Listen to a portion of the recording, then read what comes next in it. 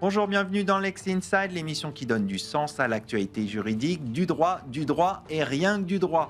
Au programme de ce numéro, on va parler du report de l'entretien préalable pour raison médicale avec Sébastien Mailloux, avocat chez Barthélémy Avocat. On parlera ensuite du paquet législatif Omnibus numérique avec Stéphanie Foulgoc, associée chez Next Avocat. Et enfin, pour terminer, on parlera de la multiplication des contrôles fiscaux avec Stéphanie Neymarck-Athias, avocate fondatrice au sein du cabinet Commit. Voilà pour les titres. Lex Insight, c'est parti.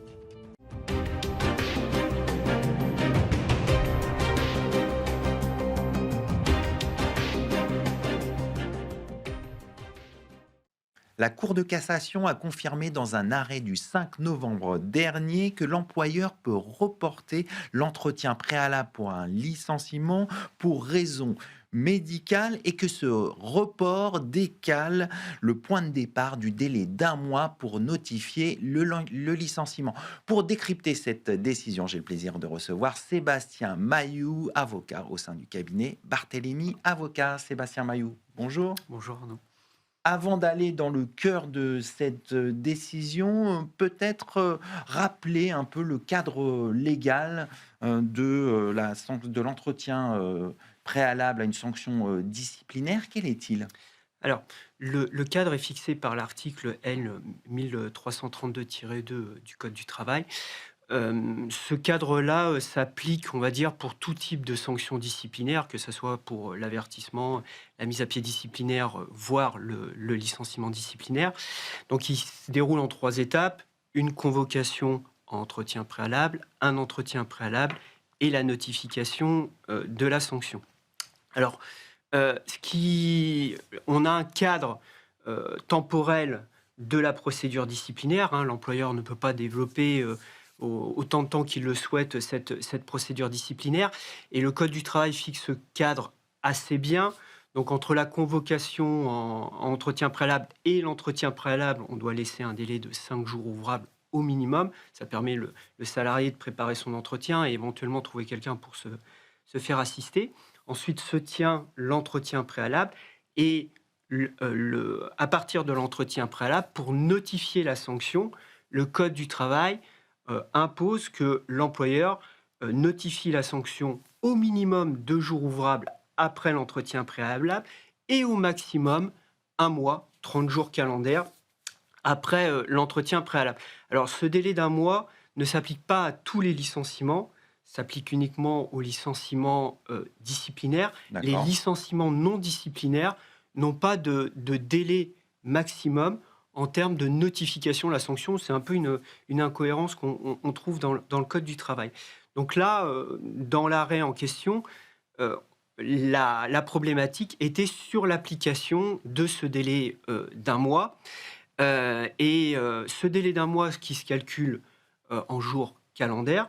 D'accord. Donc, c'est-à-dire qu'il commence à se décompter à partir du lendemain de l'entretien préalable et se termine au bout de 30 jours, le 30e jour à minuit. Alors, si le 30e jour intervient un samedi, un dimanche ou un jour férié, il est reporté au premier jour ouvrable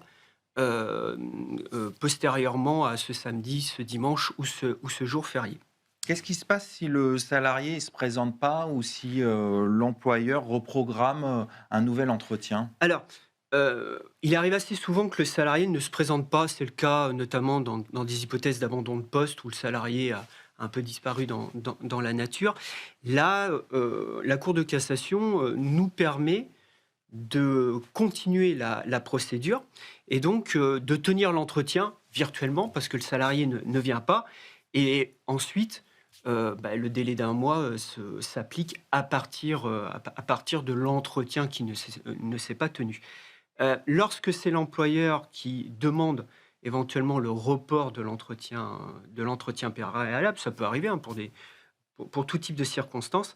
Là, la Cour de cassation nous dit très clairement que le délai d'1 mois s'applique à partir de la première date de l'entretien et pas par rapport à la date du second entretien Pourquoi qu'a fixé cette l'employeur. différence? Parce que, en fin de compte, l'employeur pourrait artificiellement prolonger la procédure de licenciement et entre-temps peut-être trouver des nouveaux faits fautifs, sécuriser certains faits fautifs où il était un peu juste en D'accord. termes de preuves. Et on ne peut pas faire supporter C'est pour les écueils. protéger le salarié, c'est Voilà, ça? on ne peut pas faire supporter les écueils de l'employeur sur le salarié. Voilà. Alors, on va revenir sur cet arrêt donc, du 5 novembre avec le report de l'entretien préalable pour raison médicale. Pourquoi ça fait repartir le délai d'un mois à zéro dans ce cas-là? Alors, la Cour de cassation, dès 2006, juin 2006, nous avait dit très clairement que si c'est le salarié qui prend l'initiative de demander à l'employeur le report de l'entretien, alors en théorie, l'employeur n'a pas d'obligation d'accepter sa demande. Malgré tout, la Cour de cassation nous précise que si c'est le salarié qui demande, eh bien, le délai d'un mois va partir à partir du second entretien. C'est la même chose si le salarié nous invoque une raison médicale, certificat médical à l'appui également. Il ne peut pas venir le jour de l'entretien. Dans cette hypothèse-là également, alors en théorie, on n'est pas obligé de reporter l'entretien. En pratique, on le reporte automatiquement et ça nous permet de faire débuter le délai d'un mois au second entretien. Et il y a un délai entre le premier et deuxième entretien qui doit Non. être refixé. Est-ce qu'on doit, est-ce qu'il y a un délai Non, il n'y a pas de délai. Alors, il faut évidemment être assez vigilant. Vous n'allez pas reporter un entretien, en théorie, un mois après le premier entretien qui devait avoir lieu. Donc, il faut le faire assez rapidement. Moi, je conseille d'échanger avec le salarié à l'oral, notamment pour savoir quand il peut venir au second entretien, le fixer avec lui, et notamment quand on a des raisons médicales derrière qui ne nous ont pas permis de tenir le premier entretien. Donc, je préfère sécuriser ce point-là avec le salarié. Au final, c'est quoi l'apport de cet arrêt du 5 novembre? Alors, cet arrêt, finalement, du moins autant du côté salarié que du côté employeur, sécurise l'application de l'article L 1332-2. En gros, cet article-là, la procédure n'est pas d'une rigidité absolue. Et donc, ça permet déjà à l'employeur de ne pas être pressé de tenir un entretien qui ne se tiendra pas finalement pour respecter le délai d'un mois. Et ça permet également aux salariés d'avoir la certitude que l'entretien va se tenir et que le salarié pourra être présent physiquement, voire accompagné. Et donc, ça permet de sécuriser, on va dire, le principe du contradictoire afin que le salarié puisse déjà connaître les faits fautifs, parce que je vous rappelle que dans la convocation, on n'a pas l'obligation de mentionner les faits fautifs sur lesquels on a engagé la procédure de licenciement. C'est au cours de l'entretien. C'est au cours de l'entretien qu'ils découvrent. Alors, certains salariés savent déjà pourquoi ils sont convoqués, mais il y en a d'autres vraiment qui découvrent. Donc, l'entretien préalable est quand même important. Et donc, ça permet également aux salariés d'apporter des réponses. Ça permet aussi aux salariés, je le conseille vivement quand il est accompagné d'un représentant du personnel ou d'un salarié de l'entreprise, eh bien, ça permet à ce représentant-là de noter éventuellement tout le déroulé de l'entretien préalable. C'est important pour les salariés en cas de contentieux derrière, et on nous le ressort. Pour avoir des éléments. Oui. Donc, c'est assez important. Donc, finalement, cet arrêt-là sacralise, on va dire, l'entretien préalable et l'échange avec l'employeur. On va conclure là-dessus. Merci Sébastien Mailloux. Je rappelle que vous êtes avocat chez Barthélémy Avocats. Merci. Tout de suite, on change de registre. On va parler du paquet législatif Omnibus numérique.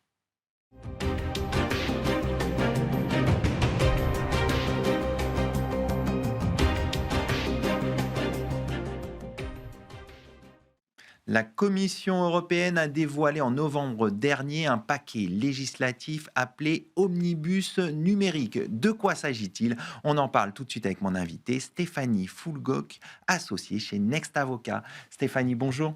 Bonjour Arnaud. On va parler ensemble en détail de ce paquet législatif omnibus numérique. Mais tout d'abord, pouvez-vous nous le présenter et quels sont ses objectifs? Alors en détail, mais pas trop, parce qu'on se parle de plusieurs centaines de pages de texte. Ce qu'on appelle le paquet omnibus numérique, c'est une nouvelle initiative de réglementation poussée par la Commission européenne. Et dans ces communications, la Commission nous annonce trois objectifs. Simplifier le cadre juridique européen existant du numérique, stimuler l'innovation des entreprises européennes, et le tout en allégeant les charges administratives qui pèsent sur les entreprises de par ces actions de conformité, et en particulier les PME, nous dit la Commission européenne. Alors ça, ce sont les déclarations d'intention. Concrètement, des actes juridiques vont être adoptés, d'autres modifiés, d'autres supprimés. Et à ce stade, le paquet omnibus numérique, c'est deux règlements. Un sur les données qui visent à rapatrier un certain nombre de réglementations, d'obligations dans ce qu'on appelle le Data Act, et un autre sur l'intelligence artificielle. Alors, vous avez évoqué cet objectif de simplification parmi les différents objectifs. Est-ce qu'il y a un véritable objectif de simplification ou c'est juste un effet d'annonce?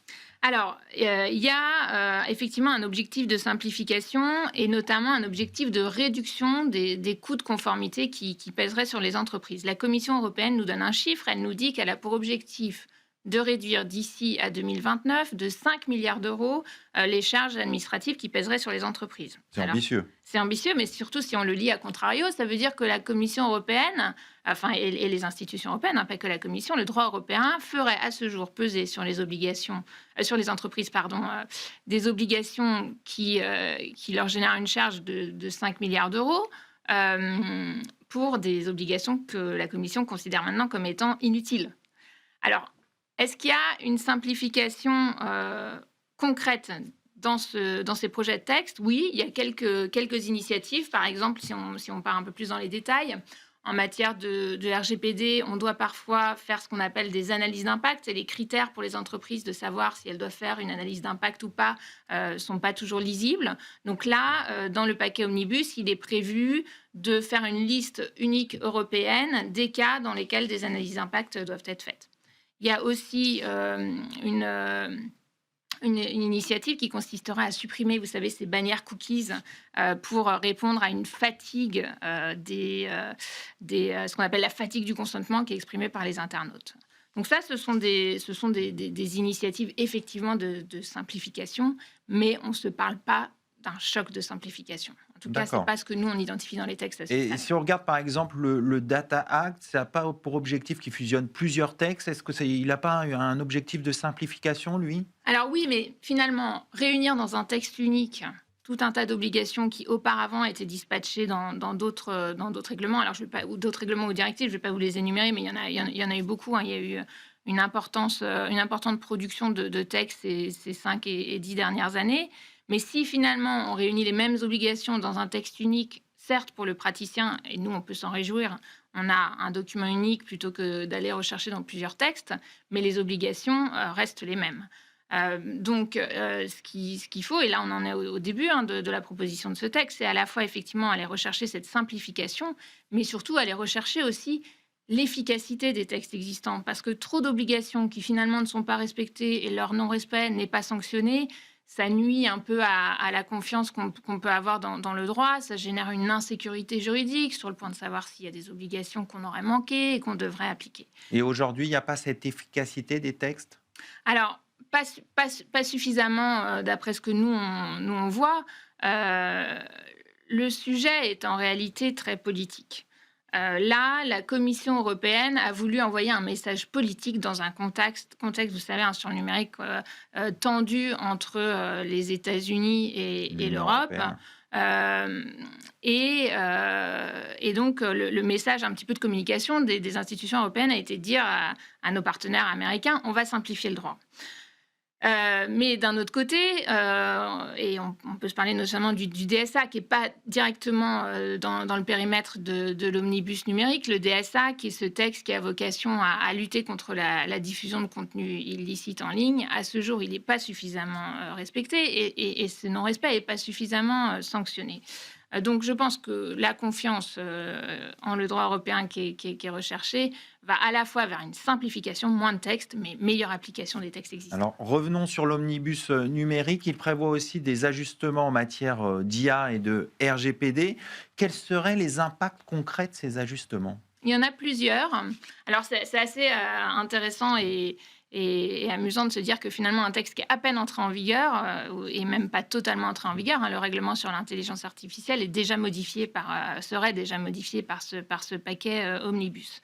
Là, les recherches de simplification, elles sont de plusieurs ordres, à savoir décaler dans le temps l'entrée en vigueur de certaines exigences du règlement sur l'intelligence artificielle parce qu'on considère que les entreprises ne seront pas suffisamment prêtes pour mettre en place les actions de conformité qui sont requises par le texte actuel, et faciliter également le traitement de données personnelles par les moteurs d'IA comme des données d'apprentissage. Ce point est regardé avec vigilance, effectivement. Pourquoi ? Parce que est-ce qu'il y a besoin pour les institutions européennes de consacrer une forme de primauté à l'innovation technologique par rapport aux droits individuels des personnes dont les données sont traitées? Est-ce que finalement, c'est vraiment des contraintes juridiques, législatives, réglementaires qui seraient trop fortes, qui empêchent des champions en technologique, des entreprises de réussir à concurrencer les entreprises américaines ou chinoises? C'est pas certain. Alors pour finir, ce mouvement de dérégulation avec ces omnibus, il n'y en a pas que dans le numérique d'ailleurs, suscite un certain nombre d'inquiétudes parce qu'on craint une dérégulation. Vous comprenez ces inquiétudes et qu'est-ce qu'on peut attendre du calendrier qui est prévu en 2026 ? Eh ben, je comprends donc ces inquiétudes parce que justement, voilà, il faut trouver une balance, un équilibre toujours entre permettre aux entreprises de développer des nouvelles activités, mais tout en respectant les droits des individus. Alors, le calendrier, donc là, ce paquet est paru en novembre. Actuellement, il y a une consultation qui est organisée auprès des institutions, qui est organisée par la Commission européenne jusqu'à mars 2026. Nous, c'est ce qu'on fait. On accompagne nos clients justement dans comment porter un message auprès des institutions pour expliquer pourquoi telle simplification est souhaitée et pourquoi telle simplification n'est pas souhaitée parce qu'elle porterait trop atteinte à des droits, notamment en matière de données personnelles. Et ensuite, il y a ce qu'on appelle un trilogue entre les institutions, donc le Conseil, le Parlement et la Commission européenne, avec un objectif annoncé d'adoption du texte pour fin 2026, voire début 2027, et des premières actions dès 2027. Donc tout ça peut être assez rapide. Donc application plutôt en 2027 ? Absolument. On va finir là-dessus. Merci Stéphanie Fulgok. Je rappelle que vous êtes associée chez Next Avocat. Merci Arnaud. Tout de suite, on continue avec un sujet très concret, la multiplication des contrôles fiscaux pour les entreprises.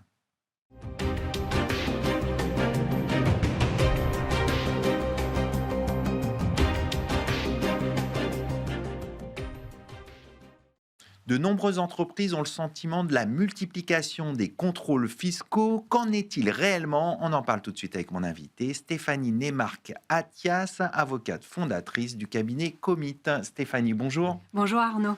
Alors, il y a un constat, celui d'une multiplication des contrôles fiscaux. Qu'en est-il réellement ? Alors, c'est tout à fait vrai. Il y a une multiplication des contrôles fiscaux. On le constate dans la pratique. Donc moi, je suis avocate fiscaliste depuis plus de 15 ans et je le vois au quotidien. On a de plus en plus de particuliers et d'entreprises qui reçoivent des demandes d'information, des contrôles sur pièces, des vérifications de comptabilité ou même des ESFP, c'est-à-dire des examens de situation fiscale personnelle, qui font un état des lieux de toute la situation fiscale d'un particulier. Comment vous expliquez ce phénomène ? Alors, Déjà, ce qu'il faut bien avoir en tête, c'est que cette multiplication des contrôles fiscaux, elle est aussi corroborée par des chiffres qui sont publiés par le ministère des Finances, qui indiquent que, par exemple, entre 2023 et 2024, on a plus 1,5 milliard d'euros de droits, donc d'impôts et de pénalités qui ont été notifiés. Et ça, en fait, c'est dû à plusieurs facteurs.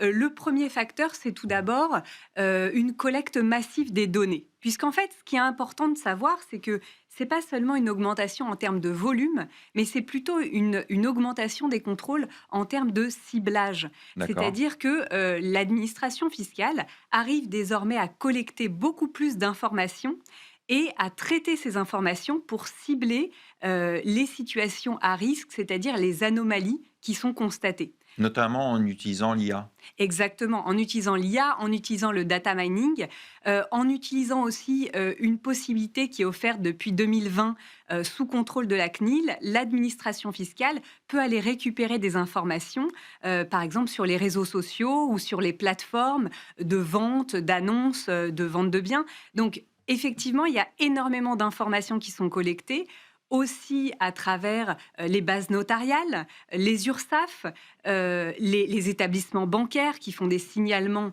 à Tracfin. Donc tout ça, en fait, ça vient s'agréger, toute cette masse de données qui est désormais traitée par les services fiscaux grâce à des algorithmes. Avec une probabilité de risque de fraude qui est ciblée et qui donne lieu à ces demandes d'informations et à ces contrôles. Comment vous expliquez justement cette multiplication des contrôles et comment l'administration, alors vous l'avez dit, notamment via les réseaux sociaux, elle identifie ces situations à risque? Alors, il y a toutes ces données dont je vous parlais qui viennent de l'interne, donc de la France, mais il y a aussi une coopération internationale qui est renforcée.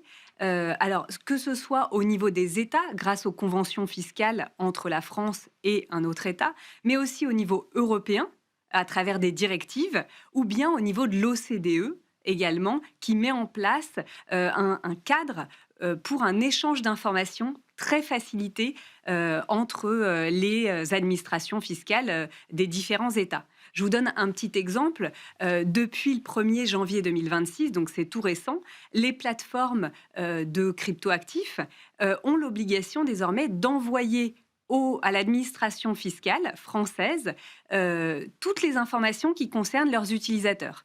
Donc, non seulement leur identité, mais aussi toutes leurs opérations. Et Ça va loin. Exactement. Et ça, c'est au niveau européen.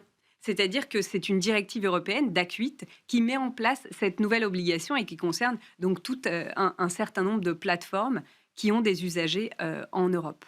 Pour entrer un peu dans le concret, quelles sont les erreurs les plus fréquentes que vous voyez en pratique? Alors, en pratique, je dirais que le sujet de la fraude n'est clairement pas le sujet numéro 1 des contrôles fiscaux des dossiers que l'on traite au cabinet. En réalité, il y a deux gros sujets. Le premier, c'est un manque de traçabilité, c'est-à-dire pas assez de documentation qui est conservée pour pouvoir justifier des opérations des contribuables. Donc c'est important de conserver ces documents. Tout à fait. Donc ça, c'est essentiel. Et puis le deuxième sujet, c'est souvent des régimes fiscaux qui sont trop complexes, donc mal compris, et qui donnent lieu à des omissions ou des erreurs dans les déclarations.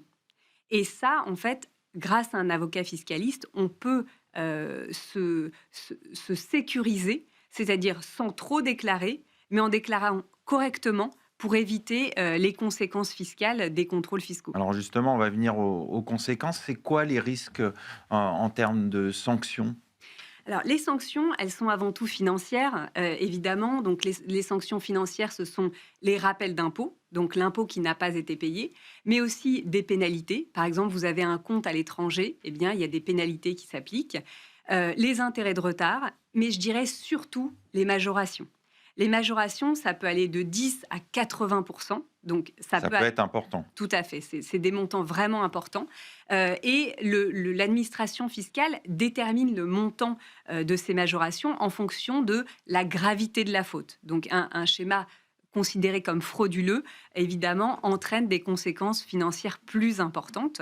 Il n'y a pas uniquement des conséquences financières, il peut aussi avoir des conséquences pénales. Donc ça, c'est dans des situations assez particulières de fraude. Et puis, je dirais, quand on parle de conséquences de contrôles fiscaux, il faut toujours avoir en tête la prescription. Pourquoi c'est important de l'avoir en tête? Alors, tout simplement parce que c'est le délai sur lequel l'administration peut revenir pour contrôler. Donc, c'est-à-dire que le risque, on l'évalue non seulement en montant, mais aussi en nombre d'années qui peuvent donner lieu à contrôle et à redressement. Si la plupart du temps, c'est 3 ans, ce délai de prescription, eh bien, en réalité, aujourd'hui, on a énormément de situations où il est prolongé, ce délai, à 10 ans. Et donc, c'est énorme. 10 ans, ça laisse le temps à l'administration fiscale de trouver des éléments. Tout à fait. De trouver des éléments donc, sur 10 ans et puis de redresser sur chaque année. Donc, si vous avez, par exemple, un compte à l'étranger détenu depuis 15 ans, eh bien, il faut avoir en tête que les pénalités peuvent s'appliquer pendant les 10 dernières années. Donc, chaque compte par an donne lieu à pénalité. D'accord. On vient d'évoquer les sanctions. Comment faire pour se protéger en amont? Alors, pour se protéger en amont, déjà, il faut avoir conscience de la situation. Et pour ça, il faut adopter une approche préventive, c'est-à-dire faire, par exemple, un audit de sa situation, essayer de retrouver toute la documentation qui est liée aux opérations qui peuvent donner lieu à erreur, à omission. Et parfois même agir sous forme de rescrit, c'est-à-dire faire une demande à l'administration fiscale pour s'assurer que le traitement qui a été adopté était juste ou va être juste. Donc ça, c'est une approche préventive. Et puis on a une autre approche qui est plutôt proactive, c'est-à-dire on a constaté une erreur, eh bien on demande la régularisation de cette erreur en faisant des déclarations rectificatives, ce qui évite d'avoir des pénalités et de minorer au maximum les sanctions possibles grâce à ce qu'on appelle le droit à l'erreur. Donc, avant un contrôle, je me régularise et j'évite de cette façon-là des conséquences fiscales, financières importantes. Pour terminer, si on fait l'objet d'un redressement fiscal, est-ce qu'on a des recours?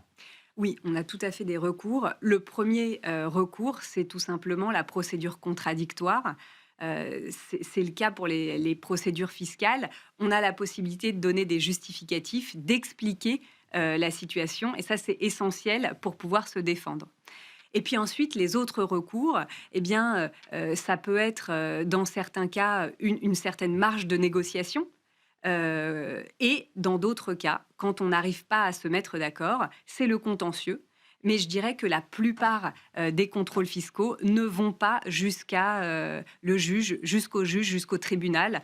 Donc c'est essentiel de se faire bien accompagner quand on a soit un risque, soit un contrôle fiscal. On va conclure là-dessus. Merci Stéphanie Neymar-Katia. Je rappelle que vous êtes avocate, fondatrice du cabinet Comit. Merci Arnaud.